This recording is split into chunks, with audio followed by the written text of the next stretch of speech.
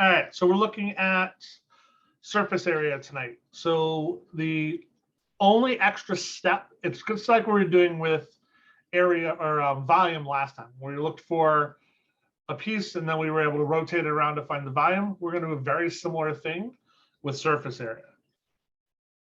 So we're going to take what we found in the last section, the arc length, which would give you this piece up here. So arc length is that part right up there. And then we're going to rotate it around the surface. And that's going to give us those bands, which is very similar to what we did with the volume with a disc. The difference is we're not looking at the inside of it. So I'm not finding the area inside of it. I'm actually going to be looking at what the circumference of it. So if we think about what circumference is, so circumference of a circle is 2 pi r or 2 pi r. So we have my 2 pi times the radius. And if we think about when we're rotating this, the radius is going to be my f of x. So that's where that part of my formula comes into play. That's 2 pi r. So that's just my circumference. This piece over here, this part right here, that is my arc length. So that's telling me how far I'm going. Because remember, we're basically going from A to B. So that's giving me my arc length. So that's what we're multiplying the circumference by is times the arc length. And that will find my surface area. Because if you think back to what we used to do in regular geometry, to find surface area of a cylinder, it'd be the 2 pi r, which is the circumference, times the height. And in essence, that's what the arc length is giving me. It's the actual height of my shape.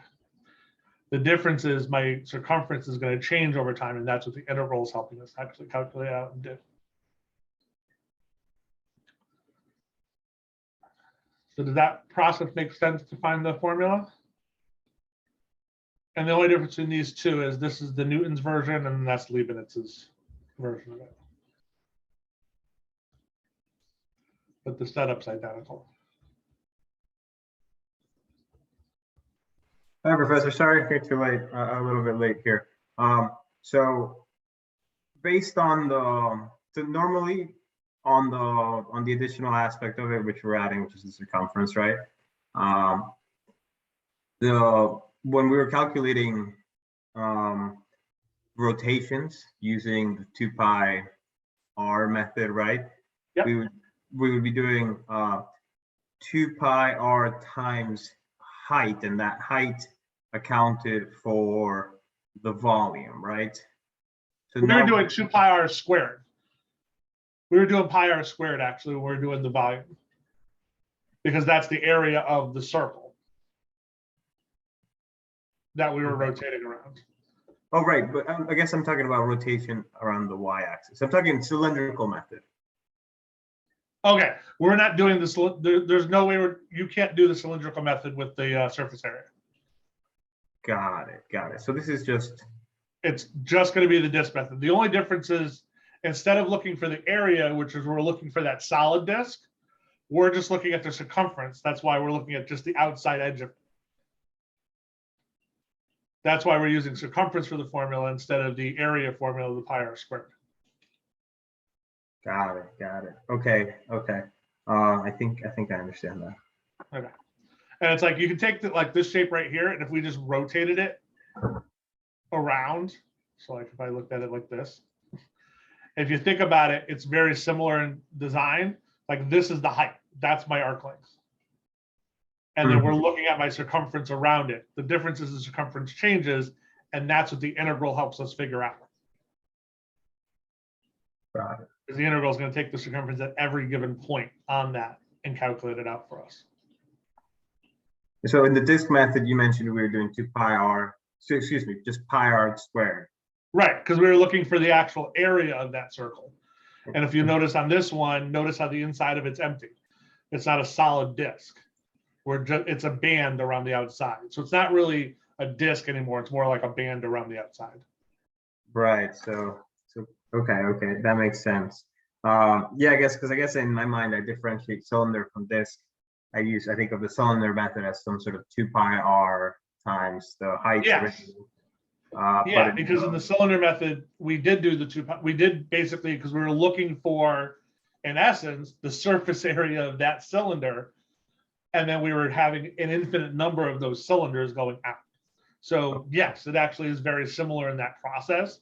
The difference is we're not integrating out the area or the surface area of all those shapes.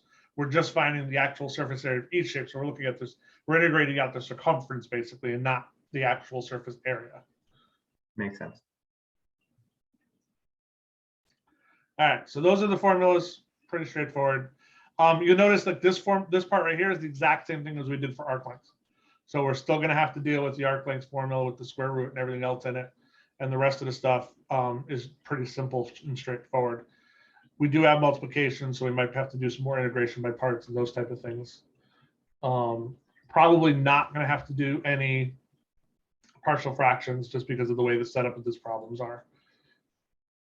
It's really going to come down to some integration by parts and some trig substitution and those things because of the square root. All right, let's look at a couple. All right, so we've got this one. We've got curve y equals the square root of 4 minus x squared. So that's this part up here. So if you think about it, if we did y squared equals 4 minus x squared, it basically would be the circle. So the square root of it is basically just looking at the top half of that circle anyway. And we're, again, restricting it down from -1 to +1.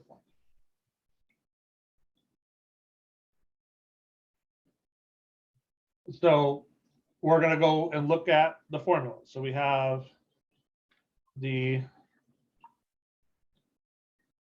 that's the formula we're going to use. So we've got S equals from A to B 2 pi f of x, and then 1 plus f prime of x squared. So let's find all the pieces to go into it.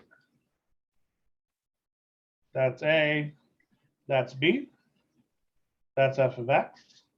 So the one thing we do need to find is we need to find the derivative of f of x. So if f of x is the square root of 4 minus x squared, we want to find f prime of x. Now, in this one, when we're doing the derivative of this, we actually have to do the chain rule because we have a function inside of a function. So 4 minus x squared is just -2x. And then the square root of, we'll say u just to make this a little simple, break it down, is 1/2 u to the -1/2. So we do the chain rule, we have that part there. And then we have times 1/2. And it's the, actually we'll put that on the bottom. So 4 minus x squared is going to be down the bottom.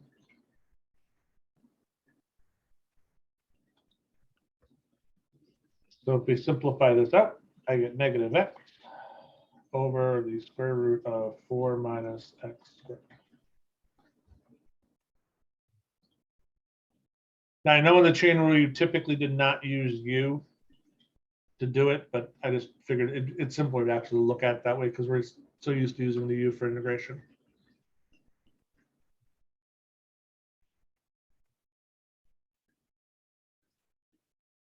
All right, any questions with that part of it?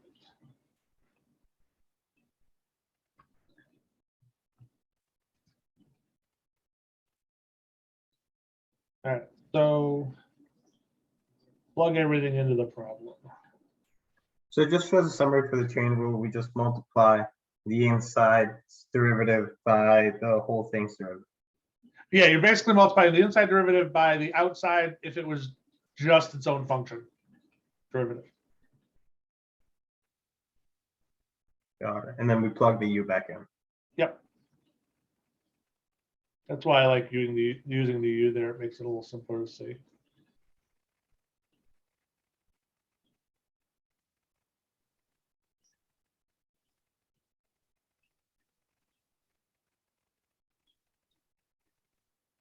All right. So when we plug everything in, that's what I have.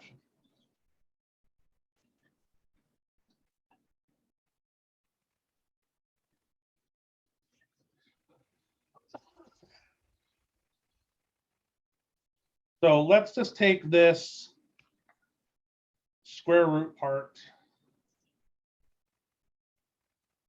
and simplify out that square root part.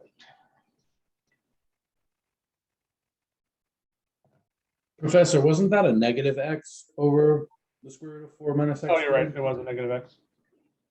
You're right. I lost the negative when I transferred it over. And there's a reason, because it's not going to end up mattering in a second.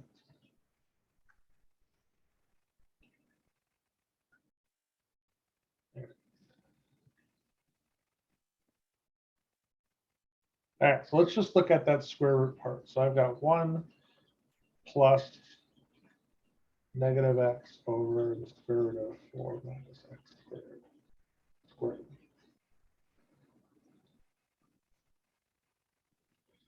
So if we squared this part out, this becomes 1 plus x over 4 minus x squared.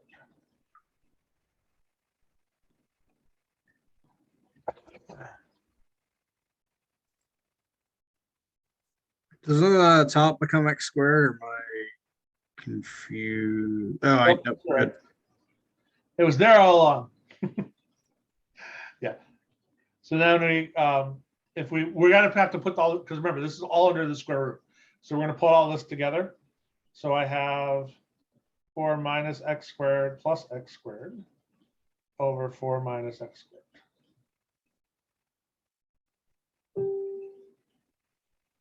So I have 4 over 4 minus x squared. And remember, this is all under the square root. So this is going to become 2 over the square root of 4 minus x squared.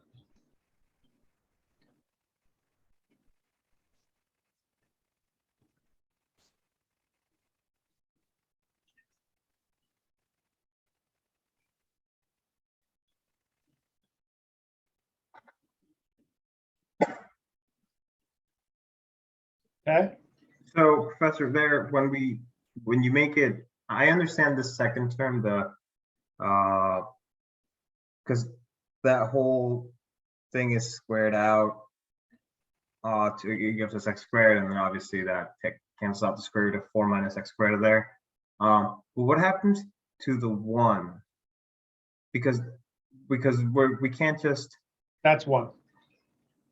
No, I understand that, but wasn't the original item square rooted as well?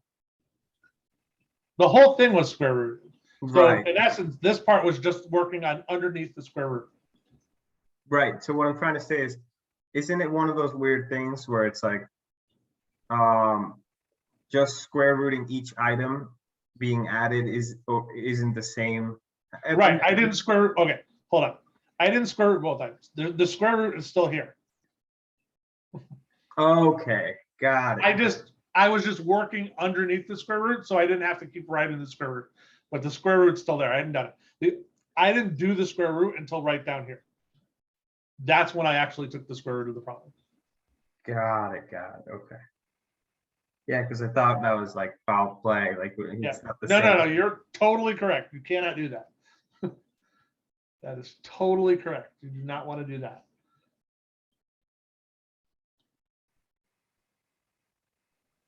All right. So my whole square root is now just 2 over the square root of 4 minus x squared.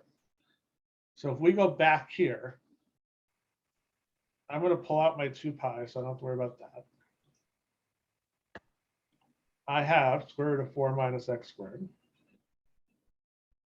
times 2 over the square root of 4 minus x squared dx. So this whole problem becomes 4 pi, the integral of negative 1 to 1 dx.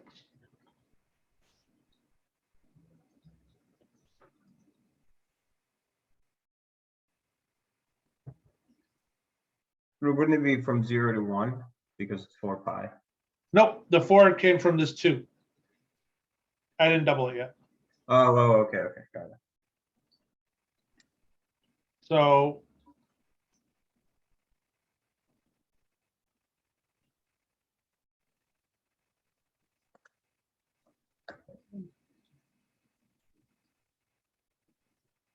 I have 4 pi, and then I have x evaluated from negative 1 to 1.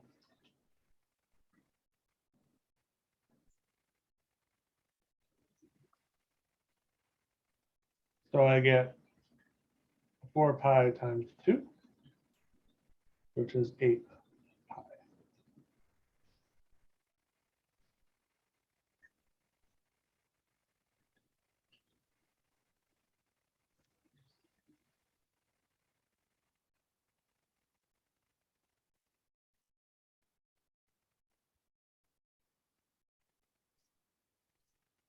And again, the nice thing about these is you're going to get an exact value every time because we're looking for an actual surface area. So When we learned the arc length, we learned the arc length function, which goes to infinity. Can we do that with surface area? no.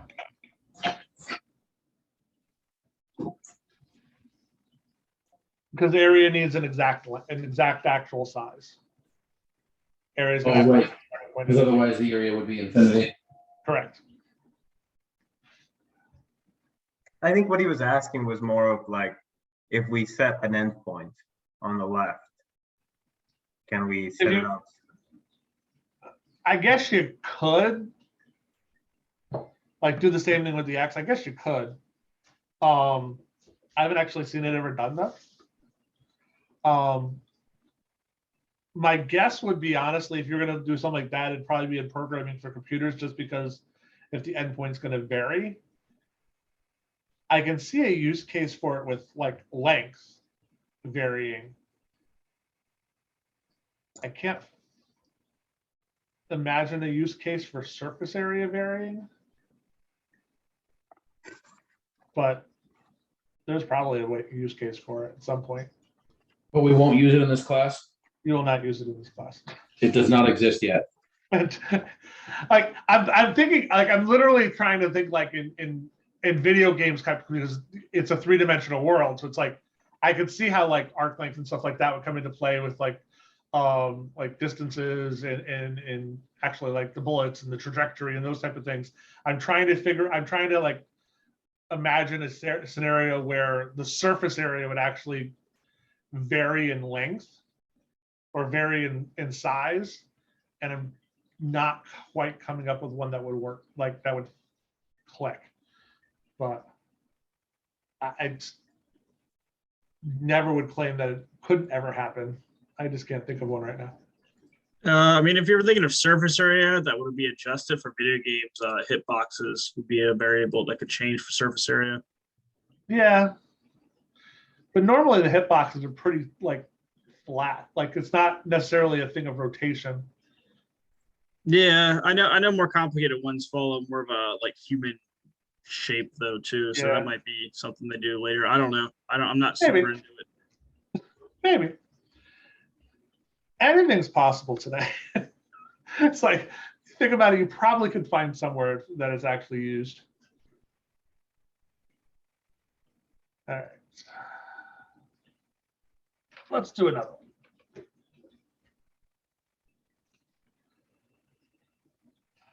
All right, so rotation doesn't matter which direction we're rotating. So if we're rotating around the x-axis, you obviously, when we're looking at it, you want it served in turn, or you want it, phrase this, you want it solved in terms of x's, because you're rotating around the x-axis. If you're rotating around the y-axis, you typically would want it in terms of a y. So, however, when we're looking at it, you actually can do it either direction.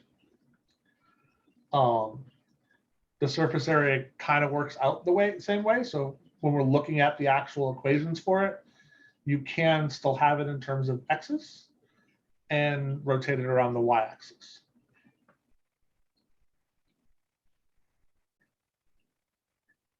So let's look at this one. So we're going to use the same basic formula. So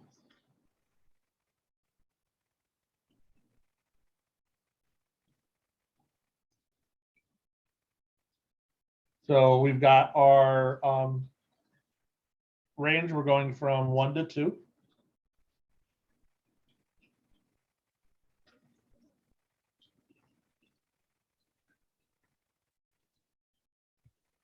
We have 2 pi, and we're doing x squared. And then I've got my square root, 1 plus. The derivative of that is 2x squared dx. In this case, we don't have to switch to everything in terms of y. No, and here's the reason why. It's actually, this is one of those rotation type things. Because if I took the problem and rotated it like this, it doesn't change the surface area. Oh. But if you were doing cylinders, it would. Right, which is why we can't do cylinders with this. That's why this is always a band. So since it doesn't really matter the direction, so if I rotate it like this, it basically be no different than if that was the x-axis. It doesn't actually change the calculations. So it really comes down to a play of which one is easier for you to work with. And in this case, since I have it in terms of x squared, that's a lot easier to work with than doing a square root of y.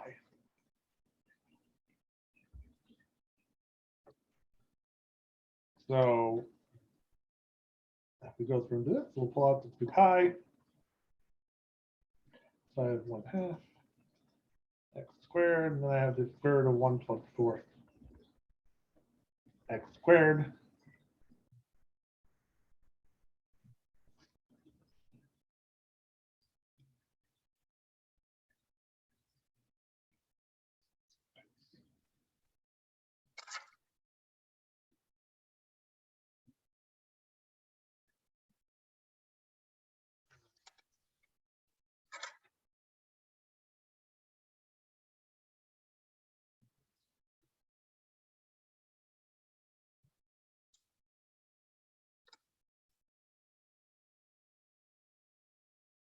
Professor?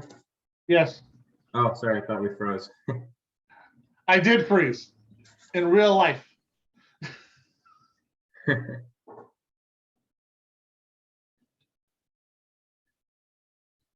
I'm trying to, they changed something. They're not using x squared. I'm trying to figure out why they didn't use x squared.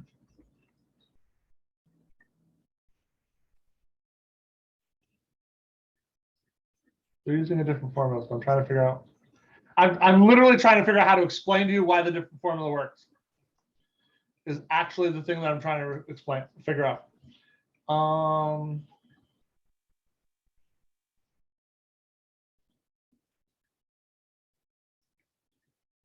Because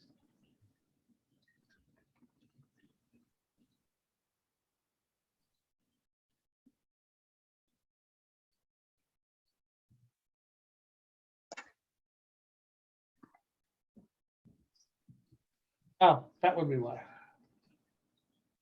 Okay. I know why. Now I can explain.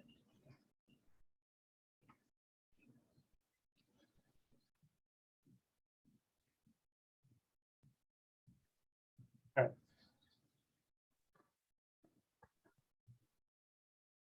Okay, so this is the next square. This is just that.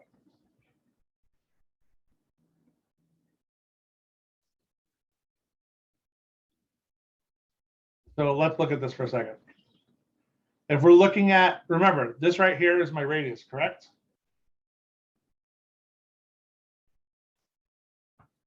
This piece right here, because it's 2 pi r. So why'd you eliminate, why isn't it x squared anymore? This is why. If we're thinking about it, what's the radius from here to here? It's the x, it's just x. It's not x squared.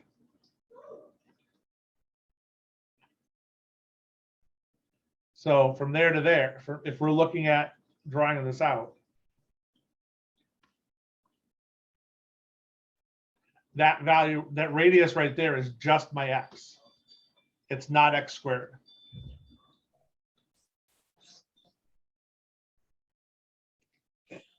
Okay, so in our first problem, we didn't have to restrict the f of x at all. Correct, because in this problem, the actual radius that I was looking at was that value. That was the radius of the shape. Because remember, we're always looking at the rate, we're always looking for the radius. So in this case, this problem right here, the radius was that length right there, which was the square root of 4 minus x squared. Right? Because that's going up to that point there. That's how long that line is. That's how long that radius is. In this problem, when I'm looking at it as my radius is going from here out. So therefore my radius is actually the x value, not the x squared value, because the x squared value is actually the height in this case.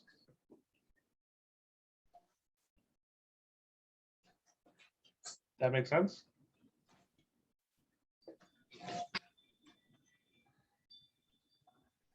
So the key is whenever you're looking at these, you're always looking at it, it's the circumference. So that's the radius. So where is your radius in the problem?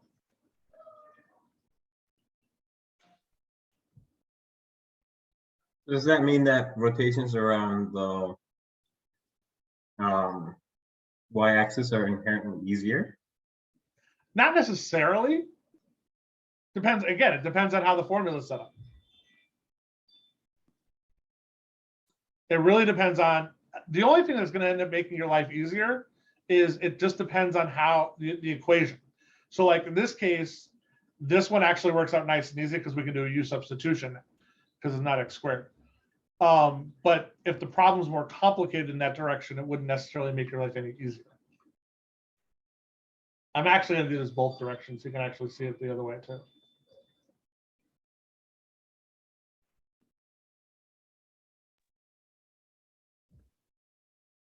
So the first definition though said it was 2 pi y, not 2 pi r. So is the first definition wrong?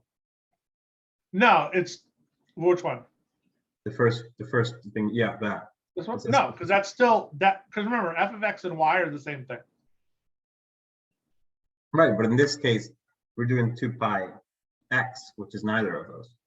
Right, because we're still looking for my radius. Whenever we're doing the problem, we're always looking for the radius. So what I'm saying is that that definition is wrong. It should be 2 pi r, whatever r may be, whether it's x or f of x or y. Well, the problem is you can't put in r in the problem because it wouldn't. It's the radius is still your function. So when we're looking at this direction right here, that's the radius. The radius is my f of x, or in this case, my y, because that's going up to that point. Mm-hmm. So that is still correct. But when we're looking at, if we're rotating it in different directions, sometimes the radius would change depending on how I'm going to look at it. So we're going to see the same, like when I actually solve this and do this from the y point of view, you're going to see the exact, you'll see that what I mean by it. So we still keep the, so we're not taking the derivative of x now either. We're taking the derivative of the original equation. Yes, you're still taking the derivative of the x squared. Because that's still my arc length. I'm still looking at that length right there, which is still x squared.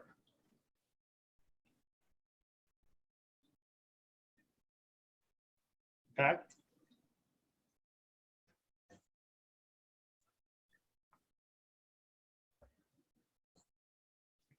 All right, so this one, I'm now going to set u to be 1 plus 4x squared. So my du is 8x dx, or it's 1/8 du equals x dx.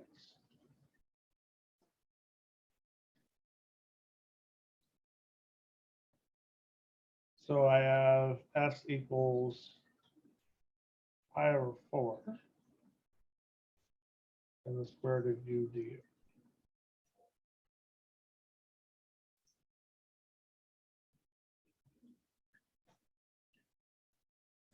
So I've got pi over 4 times 2/3 u to the 3/2. So I've got pi over 6 and 1 plus 4x squared to the 3/2 evaluated from 1 to 2.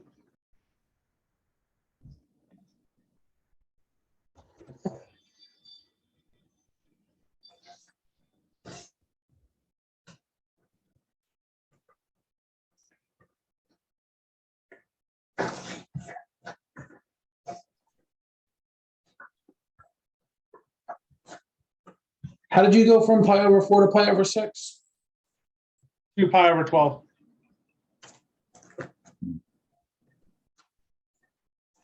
Multiply those two. Gotcha. So we've got, if we're doing just the inside there, so when I plug in 1 or 2, I get 2 squared is 4, so I get the 17.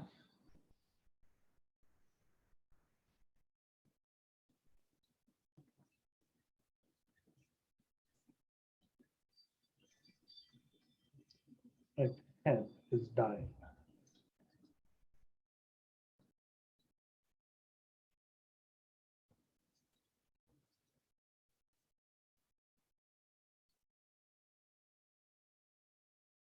Over 6 times 17 to the 3/2.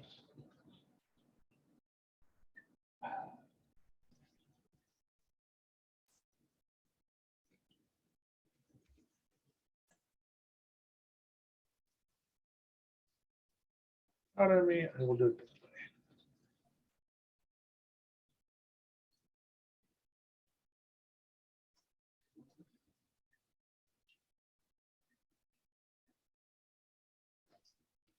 All right, so we got 17 squared of 17 is the same thing as saying 17 to the 3/2 power.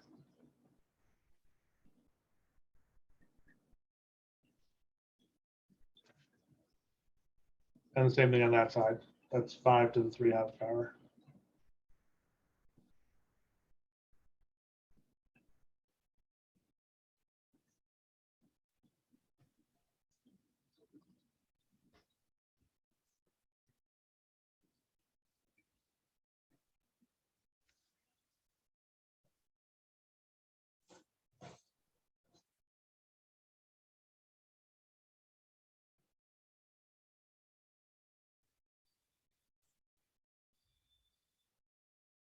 All right, does that make sense? Maybe. Wait, so is that the same as saying, I don't know if I'm wrong here.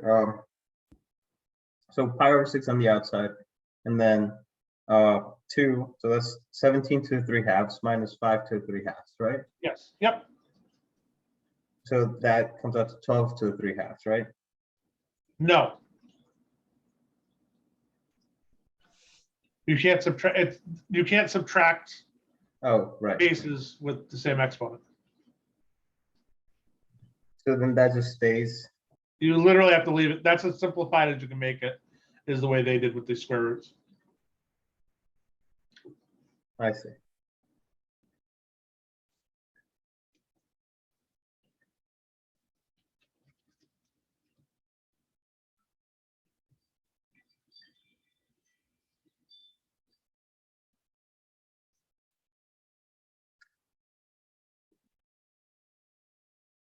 All right. Sir, quick question. Yep. Yep. Since we're finding the radius, let's just say if y was like x cubed, what would the radius of like that be like? Let's just say if we had an odd number.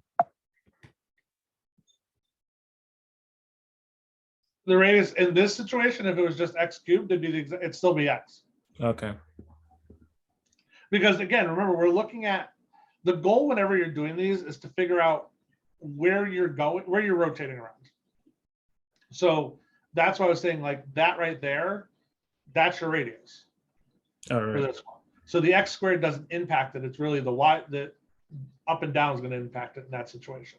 That's why we didn't have to worry about the x squared in that situation. So no matter what x is in this case, x to the third, x to the fourth, x squared minus 5x plus 2, whatever you want to do, it's still going to end up being just x in that situation. All right. If you want to do it in terms of the other one, the other way, I totally wrote that wrong. We can solve for x and we can do the same thing. So in this case, I'm going to use my x, the y values. So it's going to be 1 and 4. Still 2 pi. And it's the square root of y. And then it's 1 plus the derivative of square root of y is 1 over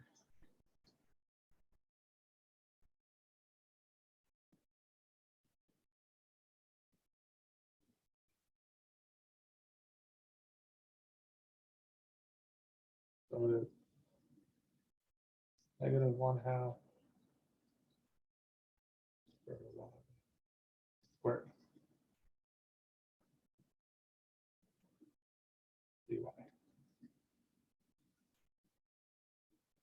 So notice how in this one, my radius is the square root of y, because that's the, I'm actually looking at the y values here. So.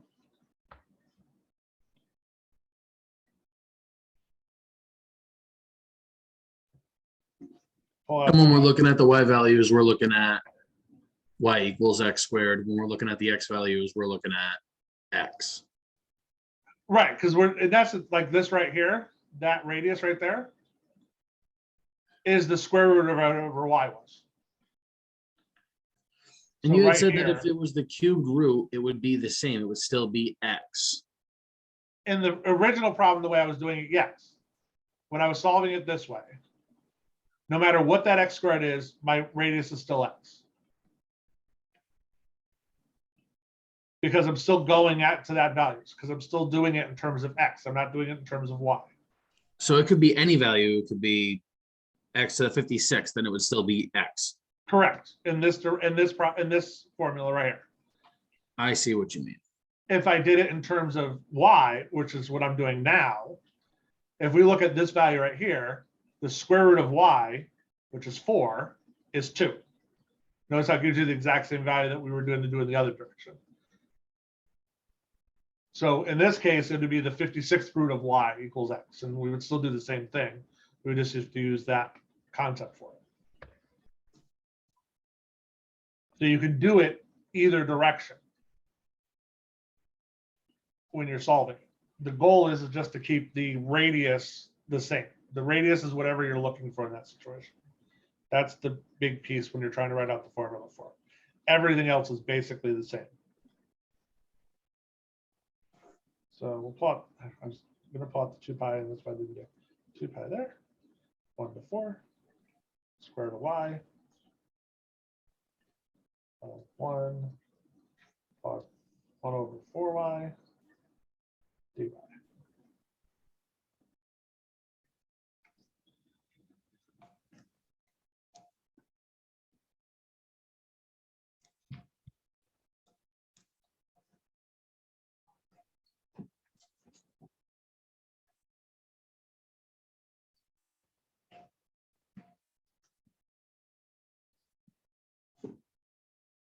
So we can put these two square roots together because you can multiply square roots.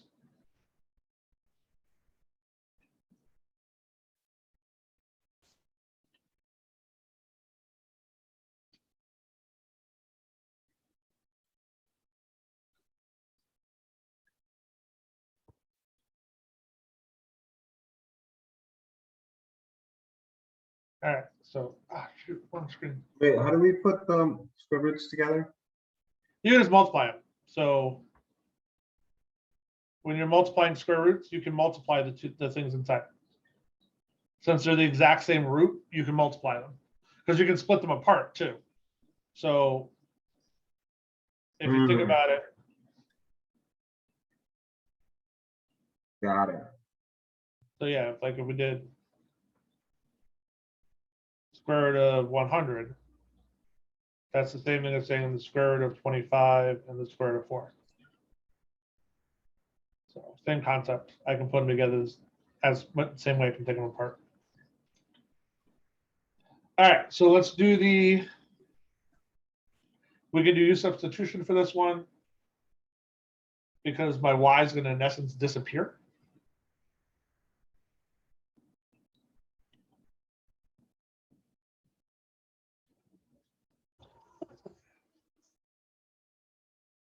So if I make u equal y plus 1/4, du is just dy.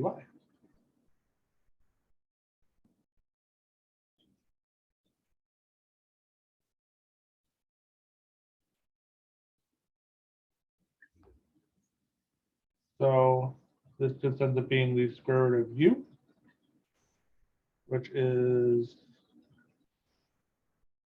2/3 u to the 3/2.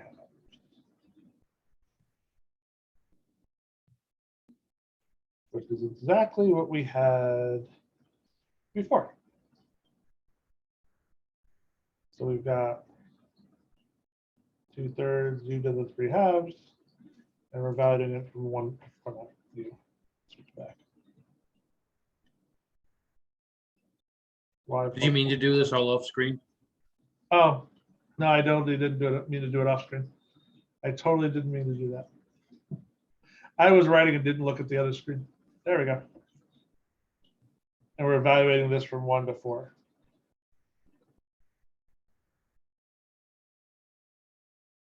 So it's going to give me the exact same answer I had before. 17 to the 3/2 minus 15, 5.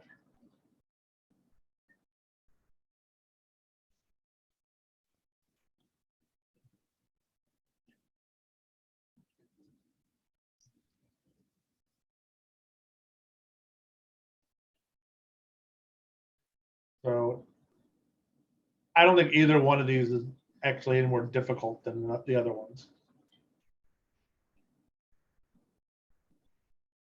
They're both pretty straightforward. The key is just, again, this piece right here, this part right here, that's always your radius. So whatever way you're looking at the shape, that's your radius. That's the part that's the important piece, because that's really the only thing that changes in any of these problems.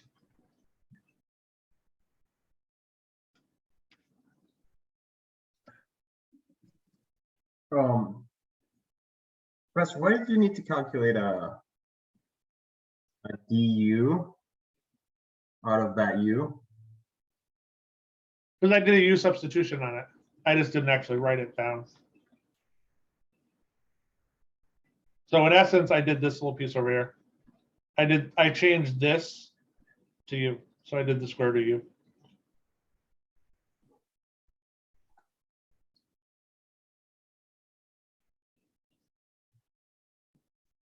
Because you still have to do your substitution, because I have a function inside of a function when we're doing the integration.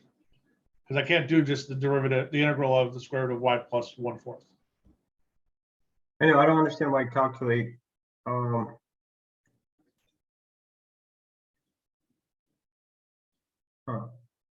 Because whenever you use substitution, you always have to do the derivative of it. Because you have to actually you have to replace the dy. Right. That's why we did the derivative of it, to find out what dy was actually end up being. Not really to find out what du is, we're really doing it to find out what dy is.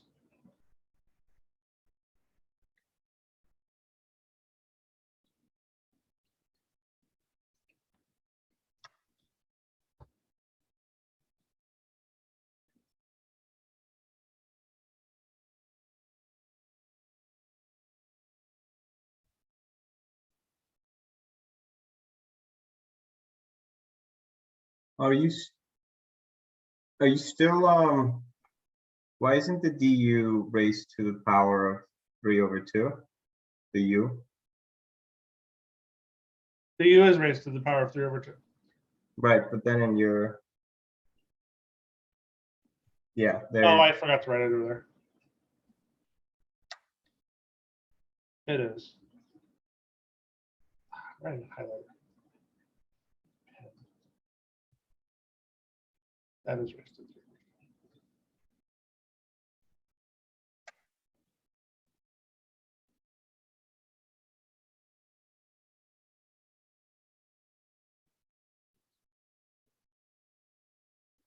Follow my master plan to get you to see every possible mistake you can make before you take the test. Huh. No, it's me rushing and being sloppy.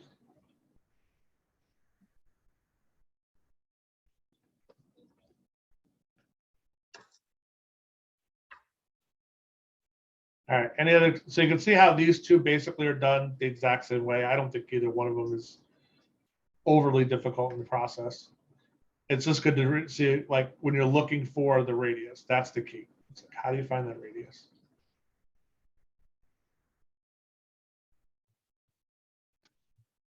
So that one just becomes pi/6 on the left side, right? And then minus pi/6 times 5/4 to the third, 3/2. And somehow that's supposed to equal 17/3/2 minus 5/3/2.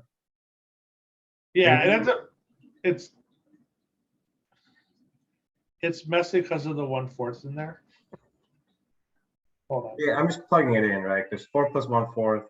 Actually, that's not even, I'm not even right about that. Yeah, it's really, it ends up becoming messy because of the 1/4 in there. What they actually did, yeah, I'll show you what they actually did. Yeah, 17/4/4, sorry. Yeah, so you bring out the fourth afterwards at the piece. So what they did was they did this. So they had the 2 pi, which I didn't really care for this. They took that 2 and brought it back inside. So they basically had the pi outside, and then they had 2 there. So then they actually took the 2 and brought it inside the square root. So they ended up getting 4y plus 1 dy there. So this way they didn't have to deal with the fraction when they were going through and doing their calculations out. Okay, how does it become 4y?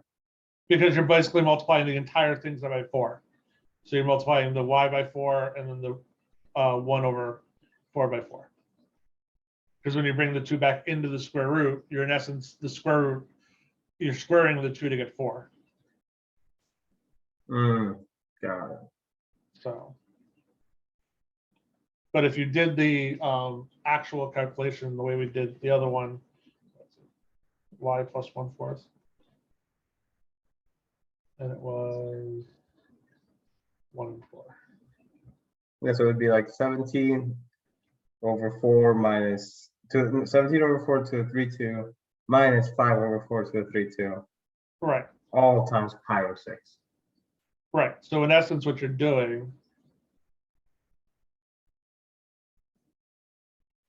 So that becomes 17 to the 3/2 over 8 minus 5 to the 3/2 over 8. So we ended up having, it was, what was it? 4 pi over 3 was out in front times 1/8, which gives you your pi over 3.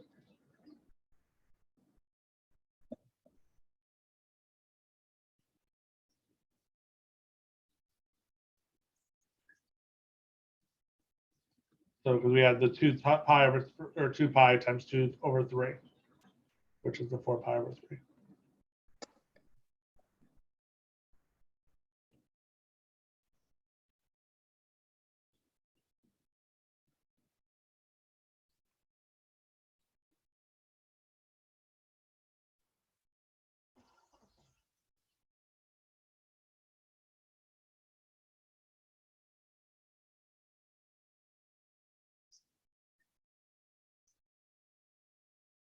All right, let's do last. Let's do one more.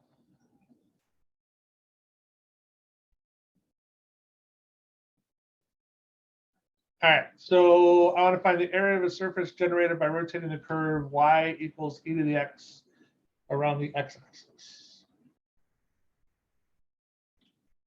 So we have y equals e to the x.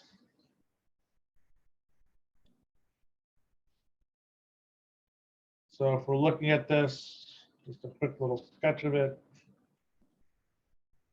e to the x does something like that. So my radius is going to be the function because I'm rotating around the x-axis. So that would be my radius. So we need the derivative of this is also just e to the x.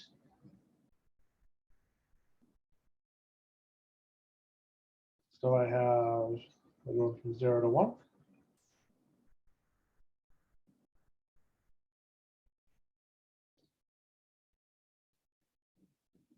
So u pi e to the x.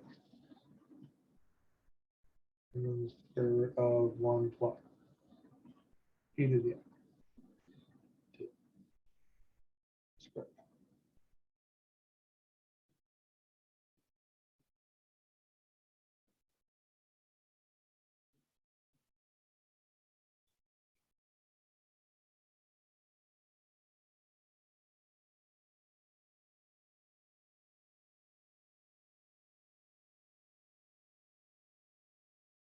All right.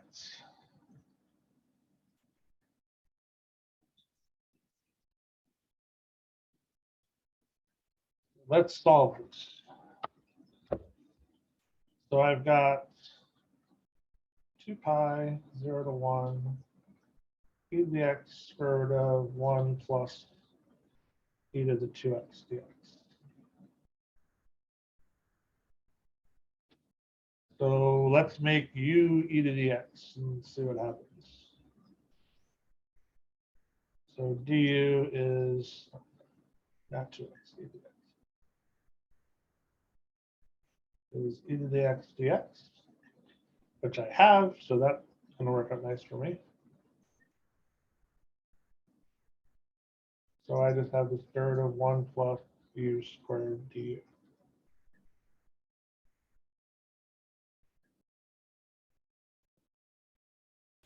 Professor, why couldn't you make 1 plus e the 2 or e to the x?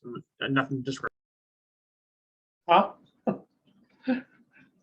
I figured it out as I was saying it. Okay.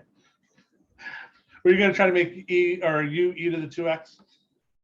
Yeah, I figured.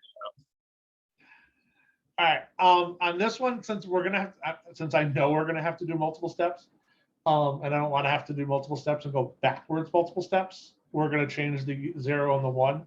So e to the 0 is just 1, and e to the 1 is just e. So now this is in terms of u, and I don't have to worry about going back to the x's.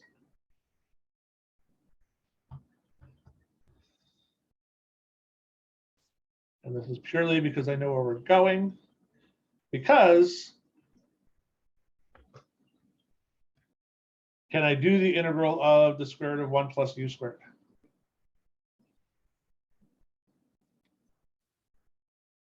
No, yes. Let me say that again. Well, yes, we can, just not simply. What do I have to do the integral of 1 plus u squared? Or the square root of 1 plus u squared? This is a squared plus x squared, right? Or square root. Yep, this is the trig substitution with a squared plus x squared. So that means u is going to be the tangent of theta.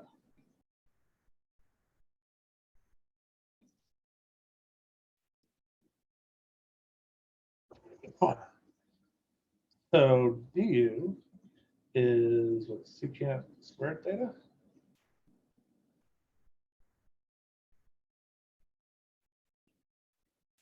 D theta. Yes. Oh, yes.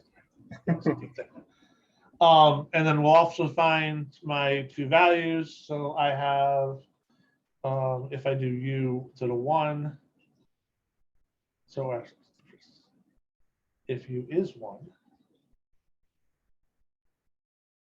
tangent of theta, theta is going to be pi over 4. And if I make it e, theta is going to be arctangent of e.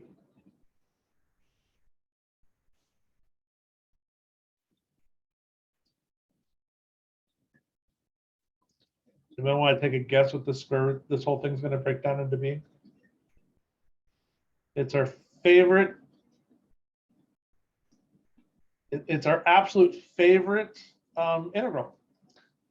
Secant to the third.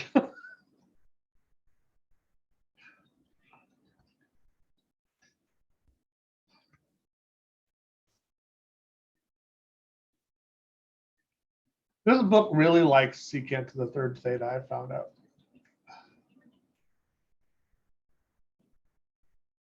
And due to the fact that we literally just did this last class, I'm not going through and doing the whole problem out again.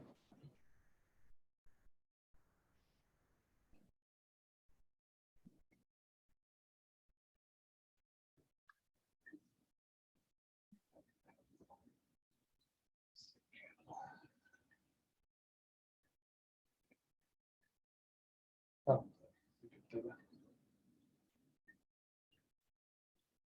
Minus or plus tangent theta. All evaluated from pi over 4 to a.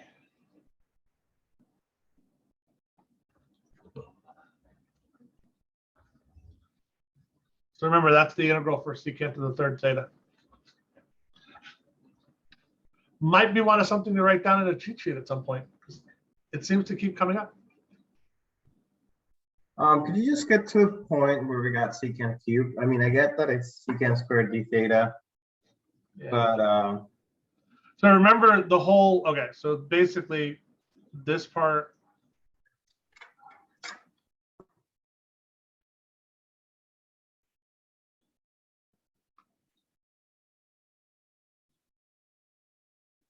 So the square root, remember we made the, what was it, the u?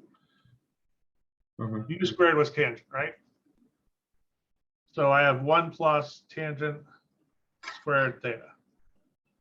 And then I have secant squared theta d theta. So this right in here is secant squared theta, which becomes oh, secant. down. Okay, yeah. So it becomes secant to the third theta, d theta.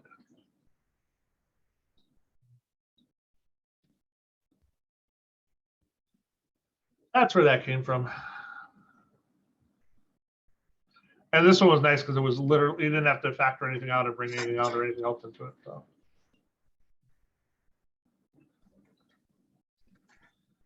All right, so now that we have my integral,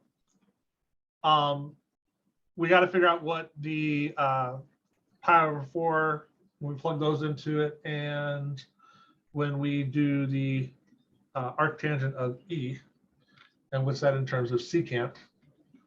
So actually, we'll just do it over here. So remember, A was the arctangent of E. So if we're looking for, so that's tangent of A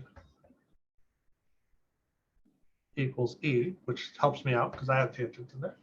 And then we have to figure out the secant. So tangent is,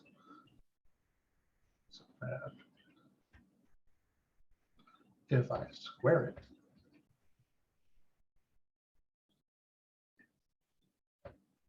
so I have tangent squared A is the same as E squared. Then if I do 1 plus tangent squared A, I get 1 plus E squared. Is this That- supposed to be on screen, Professor? Oh, darn it. Yes.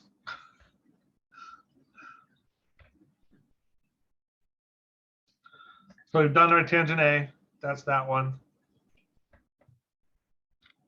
And then I got to get it so I can find secant. So I know that I can use the Pythagorean rule, the 1 plus tangent squared A. So I'm going to get it turned into that. So secant of A is the square root of 1 plus E squared.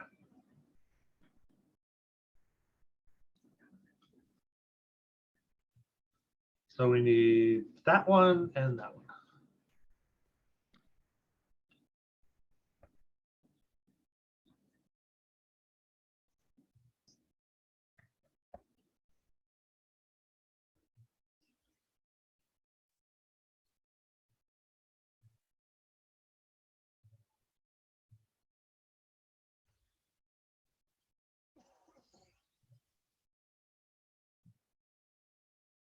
All right. Does that all make sense? Because remember, the goal of this was so I know what I'm plugging in here when I plug in the A's.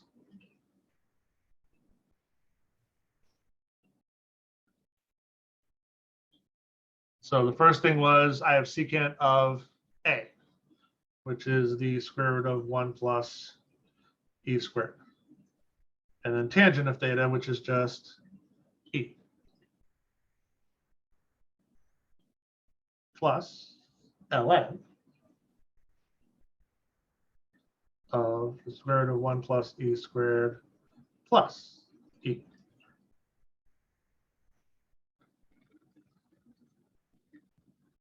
Minus secant of pi over 4 is square root of 2. Tangent of pi over 4 is 1. So plus ln of square root of 2 plus 1.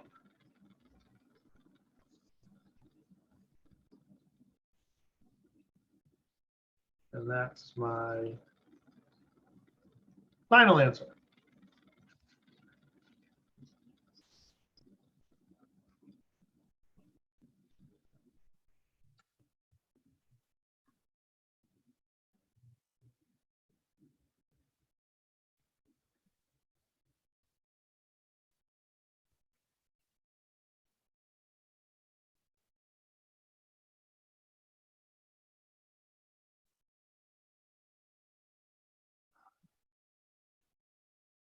All right.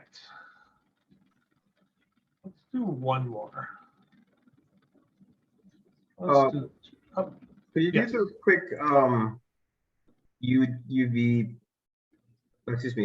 UdV minus integral of V du?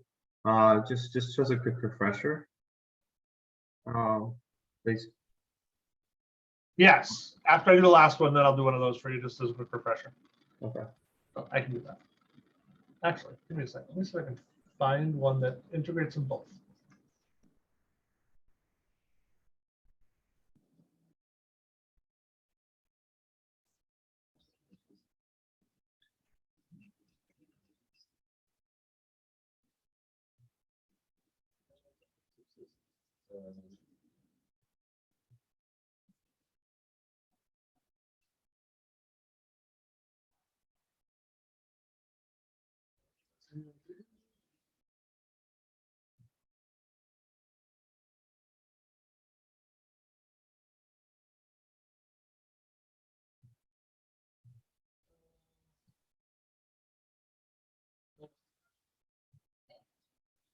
Can't find one easily that does them both, so that's okay. We'll do this one and then I'll let anybody who wants to go, and then I'll do one of those for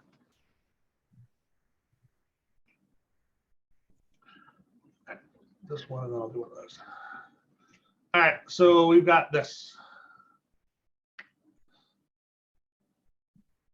So one of the reasons I want to do this one is because it looks really, really complicated because of the things and when we're working it out. But looking at the algebra and how to simplify it under your square roots is definitely going to be a helpful piece to this one. So we've got the y. Let's find our y prime. So in this case, my derivative of this one's going to be x squared over 2, and then minus 1 over 2x squared.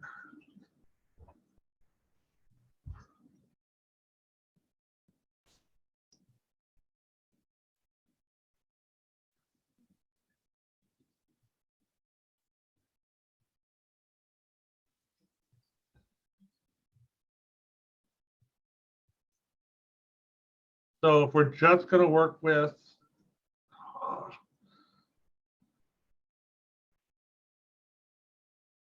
the square root part, let's just clean up the. So this is one of the things you're going to notice when you're going through and doing these. Sometimes it's actually easier just to work with the pieces of it instead of trying to put the whole problem down at once, because it's easier to clean things up before you have to deal with the whole problem. So if we just work with this part, it's just the x squared over 2 minus 1 over 2x squared squared. Let's clean this part up. So the first thing we're going to do is we're going to FOIL out the x squared, that part there. So I have 1 plus x to the 4th over 4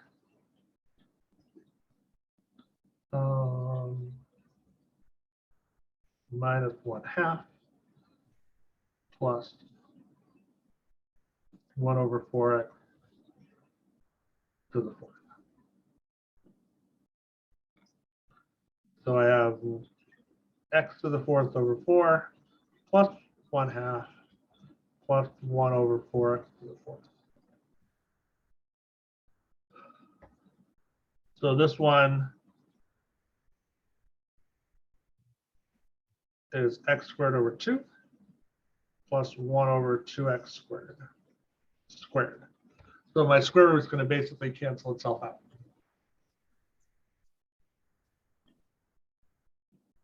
So now that we go through and do our problem,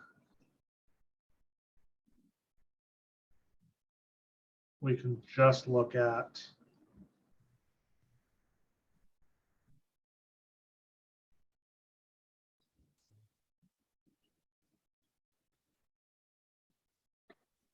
And we're supposed to be able to recognize that kind of FOIL. so Right. whenever, so you got to remember, when this is one of the little tricks when you're doing these things. You got to remember, they're not going to give you a problem that's impossible for you to actually do out. So if you're looking at a problem like this, the only possible way to do that, like you don't have an actual integration process to do that out. So the only way that you could possibly do this is somehow simplify it down to deal with that square root. So if you look at the first, whenever you have any kind of trinomial, if you're looking at the first and the last term and they're perfect squares, that's one of those things you should think about doing. can I make this just is it a perfect square? So I took the first part, I did the perfect square of it. I took the last part and did the perfect square of it. And I'm assuming it's squared, but that's where you check it. It's like, okay, if I multiply these out, would I get the 1/2 in the middle? And I would, because if I multiply these two together, I get 1/4 twice, which is the 1/2. So it's just one of those things that it's like, you know, it has to work out. You know, there has to be a way to make it simpler for you to do. So find some way to work it out. And the perfect square trinomial works out really nice because it gets rid of my square root.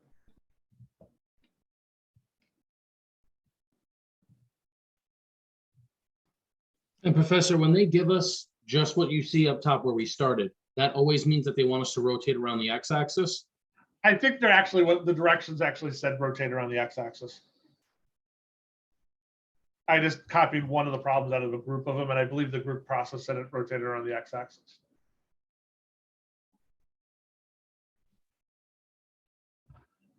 If I remember right. Yeah, so it's find the exact area by rotating the curve around the x-axis was problem 7 through 14.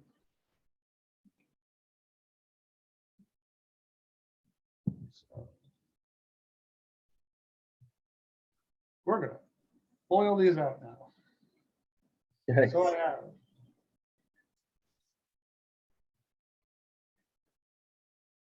X to the 5th over 12 plus x over 12 plus x over 4 plus 1 over 4x to the 3rd.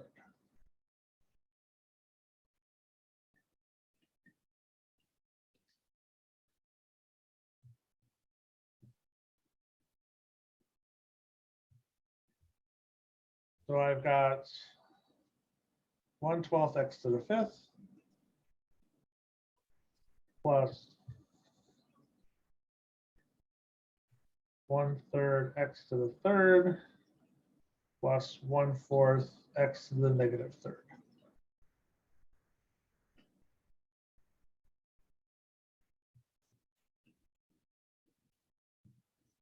So if we do these out, I get 1/72 x to the 6th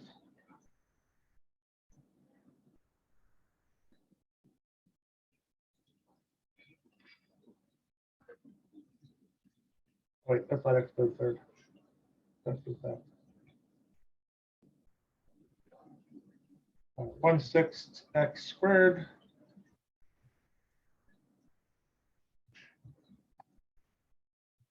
minus 1/8 x to the negative 2. We're valuing it from 1/2 to 1.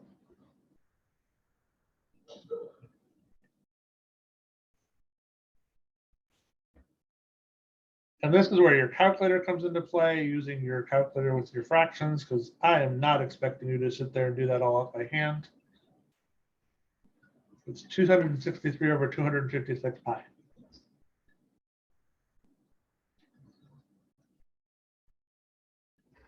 I would not expect you to do that out by hand. Can you back up one step and tell me where you get 1/4 x to the negative 3rd? Oh, I just brought up the x to the 3rd.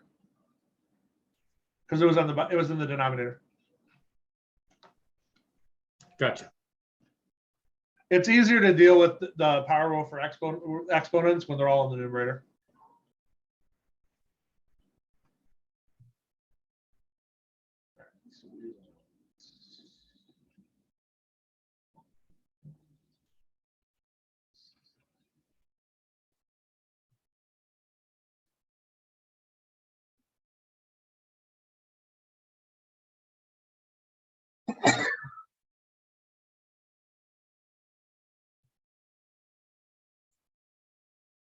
All right.